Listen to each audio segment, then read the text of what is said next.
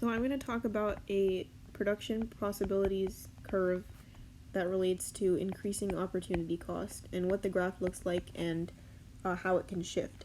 So our two output products would be pizza and trucks.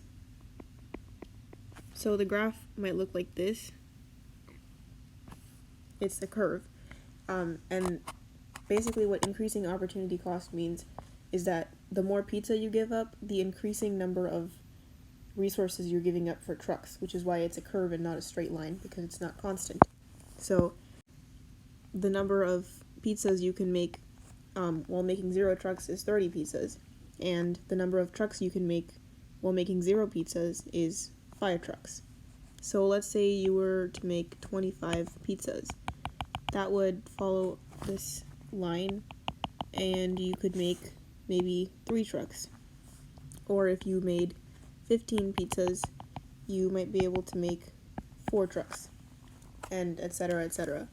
So, a point right here, this red point, would be an inefficient use of your resources, meaning that you have resources, you have labor, land, and capital that you're not using to produce either pizza or trucks, and that's an inefficient use of resources because you're not using all of them. This dot right here would be an efficient use of resources because it's on the curve, and so you're using all resources you have and it's going toward pizza and trucks. Now a point on the outside of the curve would be impossible because in order to have that combination and produce that many pizzas and trucks, you would have to have more resources, and since they're scarce, you cannot reach that point. It is also possible for there to be a shift in the curve. So let's say the curve moves up here and it's increased. That would indicate that you have more resources, you have more land, labor, or capital, or maybe even more improved technology that can go toward producing both resources. And so that would make the curve go up. You could also have the curve move downward like this, which would indicate a decrease in resources, like not having as much land. And you could also have a shift in the curve that looks like this. And in this case, pizza has still the same maximum, and trucks has a higher maximum.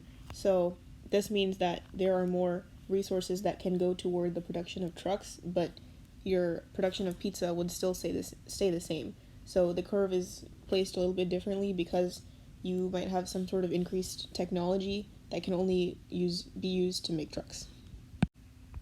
Another thing I want to point out is that if you have unemployment, like if there's a recession in the economy, instead of the curve moving down because there's not enough labor, it would simply be a point on the inside of the curve because there are people that can work, but you're not using all of them and they're not all being put to work. So unemployment would result in this point right here rather than an entire curve.